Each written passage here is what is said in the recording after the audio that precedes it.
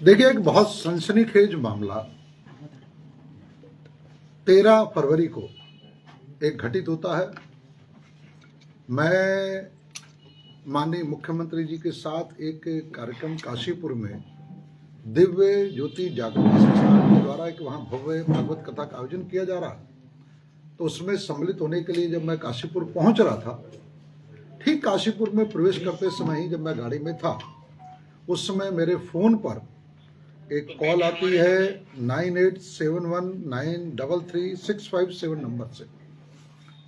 और स्वाभाविक रूप से फोन मैंने उठाया, तो फोन उठाते ही उन्होंने मुझसे पूछा कि कौन बोल रहे हैं। मैंने कहा शिव अरोरा बोल रहा हूँ, विधायक रुद्रपुर बोल रहा हूँ। तो उन्होंने कहा जी मैं सीधा, उन्होंने अपना परिचय दिया, मैं जयलाल शाह बोल रहा हूँ।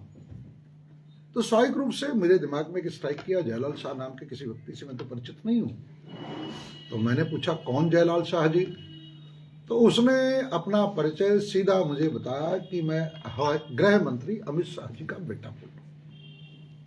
मेरे लिए बड़ा आश्चर्य था कि आदरणीय अमित शाह जी के सुपुत्र जयलाल शाह जी मुझे फोन कर रहे हैं। मुझे कुछ सेकंड, लेकिन मैंने उनसे बात, जब उन्होंने ही अपनी तरफ से लगातार लगभग 14 मिनट उस व्यक्ति ने मुझसे बात की। 14 मिनट में अधिकांश समय वो व्यक्ति ही मुझसे बात करता था, अपना परिचय देना कि मैं बहुत व्यस्त हूं, मैं अभी लंदन से अडानी जी की शादी से आ रहा हूं और पापा बहुत बिजी है। मैंने बयान बुझ के पूछा पापा यानी? फिर उसने कहा अमित शाह जी, गृह मंत्री अमित शाह जी। तो मैंने कहा बताइए मेरे लिए क्या आदेश है?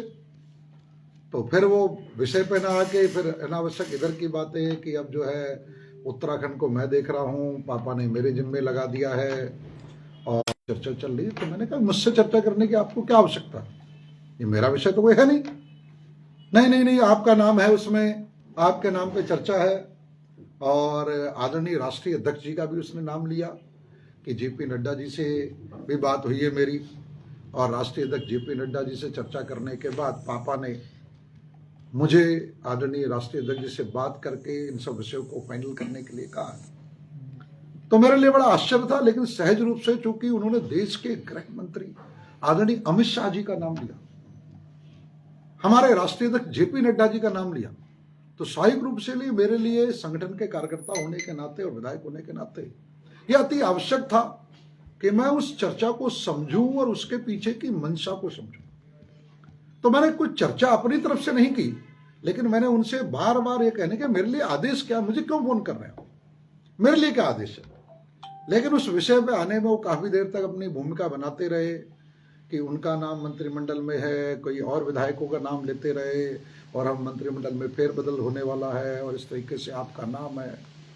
मैं सहज रूप से सुनता रहा, सुन गया। हर 2-4 मिनट बाद मैं यही कहता था कि आदरणीय शाह जी आप बताएं, आपने अच्छा किया मुझे फोन किया, मेरे लिए आदेश क्या? मैं चाह रहा था कि वो खुल के विषय पर आए ताकि मुझे मंशा स्पष्ट हो, क्योंकि आदरणीय गृह मंत्री अमित शाह जी का नाम आने के बाद ये विषय बहुत ही गंभीर हो चुका था।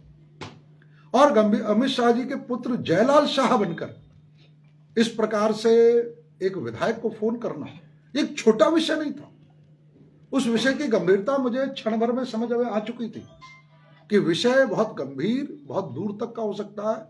इसमें बहुत बड़े षड्यंत्र, बहुत बड़ी आपराधिक प्रवृत्ति के लोग किसी भी मंशा से, वो मंशा कुछ भी हो सकती है, फिरौती मांगना हो सकती है, वो मंशा आदरणीय अमित शाह जी को, गृह मंत्री जी को बदनाम करना हो सकती है, वो मंशा राष्ट्रीय अध्यक्ष जेपी नड्डा जी को बदनाम करना हो सकती है, वह मंशा मुझे और मेरे ऊपर किसी प्रकार के आरोप लगाने की हो सकती है।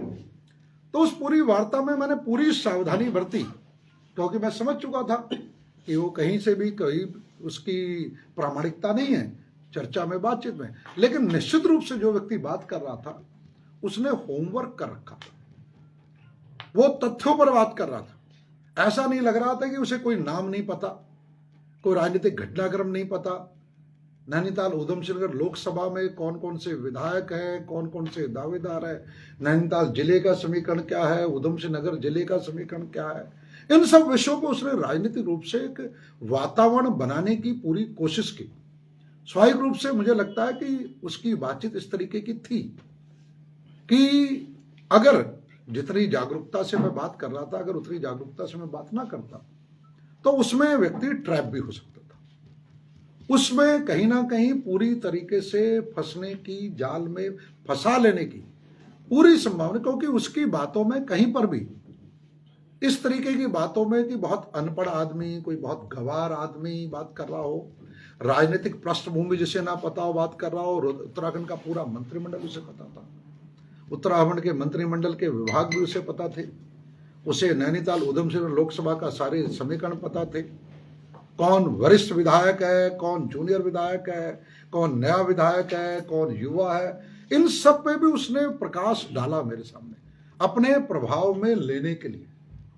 तो स्वाभाविक रूप से मैं कह सकता हूं कि जो भी व्यक्ति मुझसे बात कर रहा था वो पूरे होमवर्क के साथ कर रहा था, पूरी तैयारी के साथ कर रहा था, राजनीतिक रूप से पूरे उसने एक ऐसा वातावरण बना रखा था कि कोई भी सामान्य व्यक्ति उसकी बातचीत के जाल में आके कहीं ना कहीं उसमें ट्रैप हो सकता था।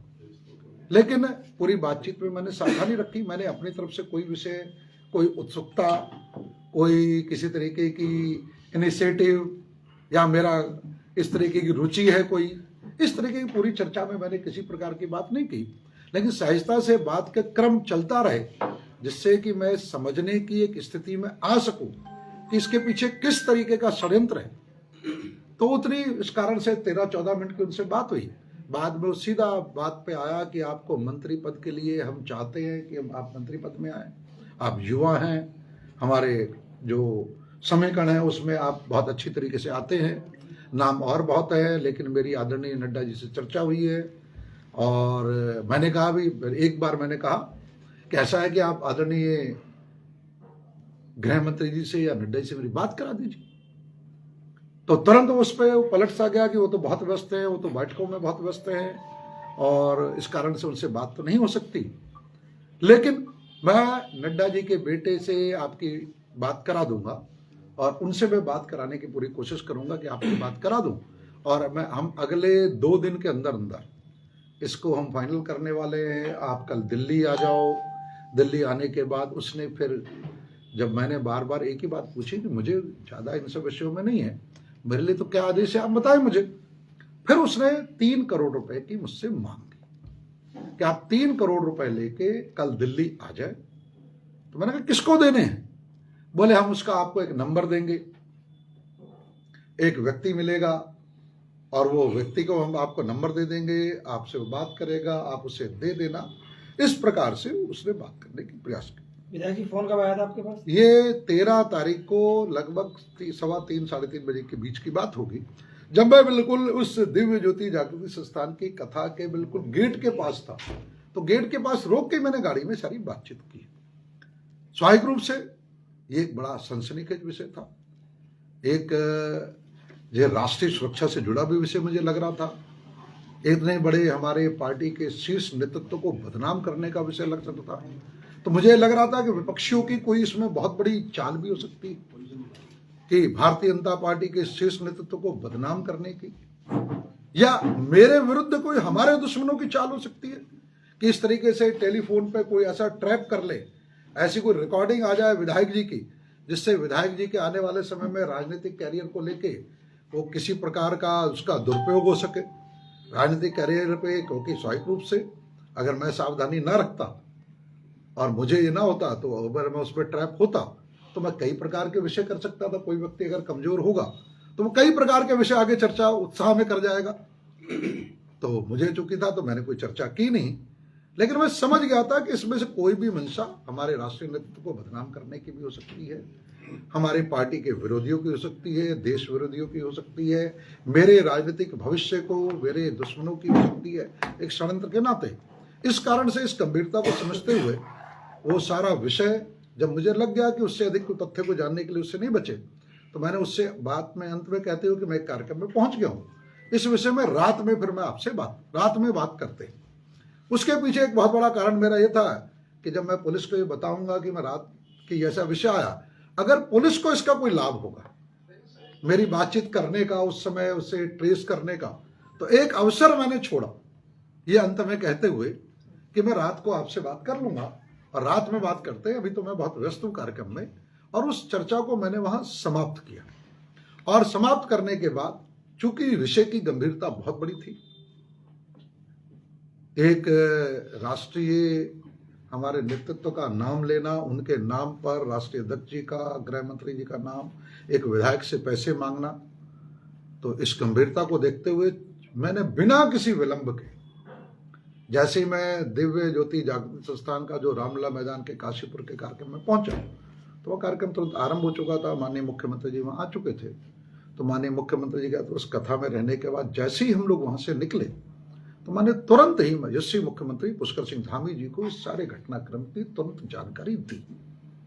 मैंने उन्हें बड़ा स्पष्ट बताया कि इस प्रकार का घटनाक्रम हुआ है, क्योंकि इस घटनाक्रम की जो गंभीरता है वो मेरे जैसा विधायक तुरंत समझ गया था। ये कोई हल्का घटनाक्रम नहीं, कोई मजाक नहीं है, कोई प्रैंक नहीं है किसी का, इसके पीछे बहुत बड़ा षड्यंत्र है, उसकी जांच होनी चाहिए। तो मैंने माननीय मुख्यमंत्री पुष्कर सिंह धामी जी को तुरंत, मेरे ख्याल से इस फोन आने के 40 से 45 मिनट के बाद, जब पहली बार मेरा उनसे एकांत में संवाद होने का मौका मिला, तो मैंने उन्हें दी। उन्होंने वहीं पर ही यहाँ के पुलिस विभाग के अधिकारियों को निर्देशित किया हेलीपैड पे कि इसकी तुरंत जांच आरंभ की जाए। और उसके बाद तुरंत मैंने उसका फ़ोन नंबर वगैरह यहाँ के पुलिस अधिकारी जो वरिष्ठ पुलिस अधीक्षक हैं उन्हें दिया। मुझे लगता है कि मेरे फ़ोन आने के 2 घंटे के अंदर अंदर ही मैंने पुलिस को ओरल जानकारी जो होती है, पहली जानकारी, वो पुलिस को मैंने दे दी। और पुलिस ने भी जहाँ तक मेरी जानकारी में बड़ी तत्परता से उस पर कार्रवाई करना, जो भी विषय करना, उस पर किए। और उस पर करने के बाद उस रात को भी फिर लगातार उस व्यक्ति के फ़ोन आए। मैं एक वैवाहिक कार्यक्रम में था, तो लगभग 9:30 बजे के आसपास उस व्यक्ति का फिर एक फ़ोन आया। जब उसके 3-4 मिस कॉल आए, तो खाली या तो गलती से मुझे ध्यान नहीं दे पाया, कोई नंबर तो सेव था नहीं, तो एक बार उठ गया। तो जैसे ही उठ गया तो उन्होंने कहा मैं जयलाल साहब बोल रहा हूँ। अब मैं तब तक माननीय वरिष्ठ पुलिस अधीक्षक से वार्ता करके जानकारी ले चुका था कि क्या मुझे उनसे बात करने की आवश्यकता, करने के कुछ उस अपराधी को पकड़ने में कोई लाभ है तो मैं बात करूं, नहीं तो अनावश्यक रूप से मैं इस बात को ना करूं। तो मुझे आया कि अब इसकी कोई आवश्यकता नहीं है, कि नंबर आ चुका है, डिटेल आप दे चुके हो, तो उसके आगे तो इसलिए मैंने तुरंत, मेरे ख्याल से 6 सेकंड भी नहीं लगे होंगे उससे, मैंने स्पष्ट कहा मैं भी कार्यक्रम में हूँ, बाद में बात करूंगा। लेकिन उस व्यक्ति ने उसके बाद 11 बजे तक लगभग 7 से 8 बार मुझे कॉल की। विधायक जी, आपके साथ साथ उत्तराखंड में कुछ और भी विधायक है जिनको फोन किया गया और ऐसा मामला सामने? हाँ, निश्चित रूप से मेरी जानकारी में आया है कि रानीपुर के जो हमारे विधायक है आदरणीय आदेश चौहान जी, उनका है, उनकी भी कंप्लेंट दर्ज हुई है। और ऐसा जानकारी में आ रहा है कि और भी कई विधायकों को, जिनकी कंप्लेंट तो मुझे जानकारी में नहीं है, लेकिन और भी कई विधायकों को, कुछ मंत्रियों को उसी नंबर से जयलाल साहब बन के कॉल आई है। ऐसा मेरे पास सामान्य इनपुट आ रहा। मेरा बड़ा स्पष्ट मानना है कि ये बहुत बड़ी जांच का विषय है। पुलिस को इसमें पूरी गंभीरता से जांच करनी चाहिए। और जो वहां पर चेहरे नजर आ रहे हैं, केवल वही चेहरे होंगे, मुझे नहीं लगता। मुझे लगता है इसके पीछे कोई बहुत बड़ा षड्यंत्र भी हो सकता है। जैसा सर आप कह रहे हैं कि जो भी है उसको राजनीतिक पृष्ठभूमि का बहुत अच्छी खासी, हाँ, क्योंकि मैंने जो सर क्या लग रहा है आपको, किसका षड्यंत्र हो सकता है? अब ये तो पुलिस अपनी जांच में बताएगा, लेकिन मुझे 3 चीजों की संभावना लगती है कि हमारे विपक्षी दल या देश विरोधी ताकतें वो गृह मंत्री आदरणीय अमित शाह जी को बदनाम करने के लिए, हमारे राष्ट्रीय अध्यक्ष जेपी नड्डा जी को बदनाम करने के लिए, वो एक कारण हो सकता है, वो एक षड्यंत्र हो सकता है। या राजनीतिक मंशा के नाते हम जैसे 1-2 विधायक को जो है उनके भविष्य के लिए भी उनको हम किस तरह ट्रैप कर लें, आर्थिक कोई लेन देन की बातचीत में उन्हें ट्रैप कर लें, कुछ ऐसे विषय में ट्रैप कर लें जिससे कि उनके लिए सफाई देना मुश्किल हो जाए। तो चूंकि मेरी तो बड़ी पारदर्शी थी और उसमें चूंकि मेरे फ़ोन पे रिकॉर्डिंग नहीं होती, मेरे फ़ोन पे रिकॉर्डिंग नहीं है, तो तुरंत ही जब 1 से 1.5 मिनट मुझे लगा, तो मैंने, जो मेरा सहयोगी मेरे साथ बैठा था, मैंने म्यूट करके उससे कहा भी तुम अपनी जो रिकॉर्डिंग, अगर तुम्हारे फ़ोन में फैसिलिटी है, वो रिकॉर्डर होता तो उस रिकॉर्डर को ऑन कर लो। तो मैंने स्पीकर पे ऑन करके और फिर वो रिकॉर्डर जो होता है उससे रिकॉर्ड, उन्होंने वो कॉल की, तो उस कॉल में पूरी स्पष्टता थी कि स्वाभाविक रूप से कि अगर कहीं ना कहीं किसी भी राजनीतिक व्यक्ति को राजनीतिक षड्यंत्र के तहत फंसाने के लिए एक बहुत बड़ी चाल भी हो सकती है। कुमाऊं मंडल से केवल आपका ही नाम है, गढ़वाल से रानीपुर के हो गए, तो कुमाऊं मंडल में इतने विधायक हैं, कुछ नए विधायक बने हैं, कुछ पुराने हैं। हर विधायक चाहता है कि उसको एक प्रोफाइल मिले, एक मंत्री पद मिले, वो हर आदमी चाहता है कि आगे बढ़े। तो वो कुमाऊं मंडल से केवल शिव अरोरा ही क्यों? और ये तो जांच का विषय है, मैं इसे तो पुलिस ही ज्यादा अच्छा बता सकती है। लेकिन अभी तक जानकारी में आदरणीय आदेश चौहान जी का आया है, मेरा आया, लेकिन मुझे ऐसा लगता है कि संभावना ये कि और भी कुछ विधायकों को शायद फोन आए हो और उन विधायकों के द्वारा अभी उस प्रोफाइल में ये बात ना रखी गई हो, क्योंकि मुझे नहीं जानकारी, लेकिन ऐसा मुझे थोड़ा सा इनपुट आ रहा कि कुछ और लोगों को भी उनके द्वारा फोन किए गए। 13 तारीख को फोन आया आपके पास, 17 तारीख को आप प्रेस कॉन्फ्रेंस कर रहे हैं, कहीं 5 दिन आपको भी तो ऐसा नहीं लगा कि सही में फोन आया, आप इंतजार कर रहे हो?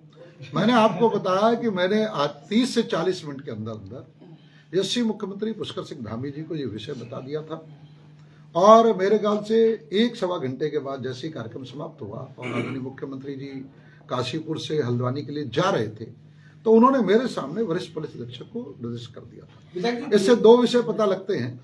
पहली चीज कि सामान्यतः मुझे लगता है कि कोई भी राजनीतिक समझ का व्यक्ति हो, वो जानता है कि आदरणीय जयलाल शाह व्यस्ततम लोगों में है, आईसीसी के चेयरमैन हैं, बीसीसीआई के सचिव रहे हैं, इतने व्यस्ततम उद्योगपति हैं, आदरणीय अमित शाह जी के सुपुत्र हैं, उन्हें इतना समय नहीं होगा कि किसी विधायक को फोन करे। कॉमन सेंस है। क्या लगता है विधायक जी रुद्रपुर विधानसभा की बात करें तो ऑडियो बम कई फूटे और टिकट कटने या टिकट मिलने में भी ऑडियो बम की काफी भूमिका रही।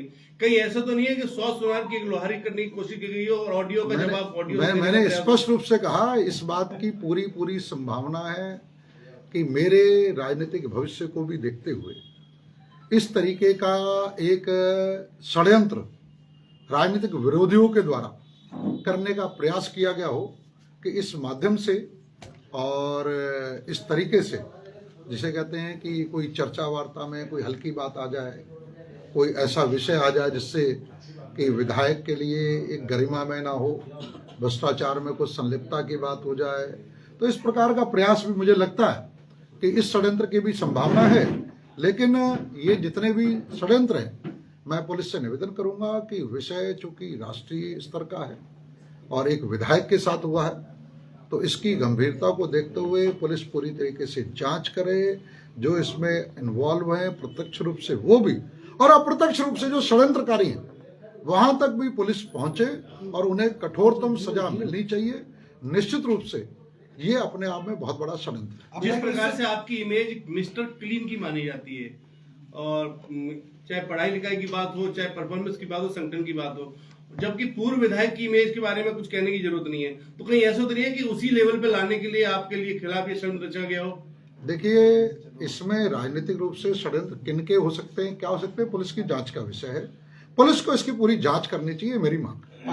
साइबर ठगी के और फेक कॉल के मामले लगातार पूरे देश में आ रहे हैं, यहाँ आ रहे हैं। अब तो का बड़ा चेहरा है तो ये मामला सामने आ गया, लगातार सामने आ रहे हैं, लेकिन उन पर अंकुश नहीं लग पा रहा है। इसके पीछे क्या वजह है? हाईटेक होने के बावजूद भी अब 5 दिन हो गए, क्या लगता है पुलिस किस तरीके से कार्रवाई कर रही है? क्या पर्दाफाश हो पाएगा? उससे इनपुट क्या है आपके पास? मेरी जानकारी में आया, पुलिस ने जिस नंबर से कॉल आ रही थी उस नंबर को ट्रेस कर लिया, पुलिस जिसके नाम के नंबर था उसे भी ट्रेस कर लिया, और जिसके नाम पर वो फोन है शायद पुलिस ने उसे उठा भी लिया है, उससे पूछताछ चल रही है। इससे आगे की जानकारी, उसके आगे की जानकारी पुलिस विभाग ही दे पाएगा।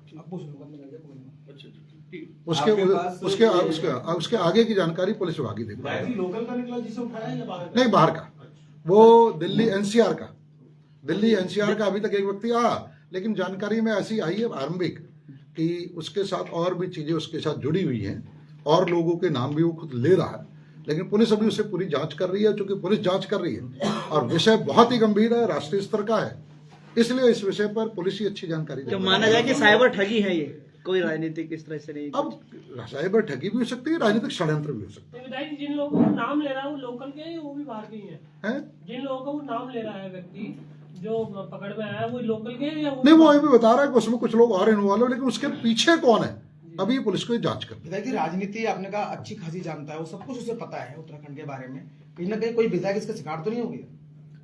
अब मुझे नहीं लगता क्योंकि विधायक सामान्यतः बहुत जागरूक होते हैं, विधायक जनता के बीच में रहते हैं, वो ऐसे विषयों को बहुत अच्छी तरह से समझ जाते हैं। 14 तारीख को पहुंच भी गए थे दिल्ली। अब हो सकता है वो जानकारी के लिए भी और अच्छी जानकारी मिल जाए इस टाइम एक मिनट मतलब माना जाए कि दिल्ली का है वो, दिल्ली बुला रहा था आपको।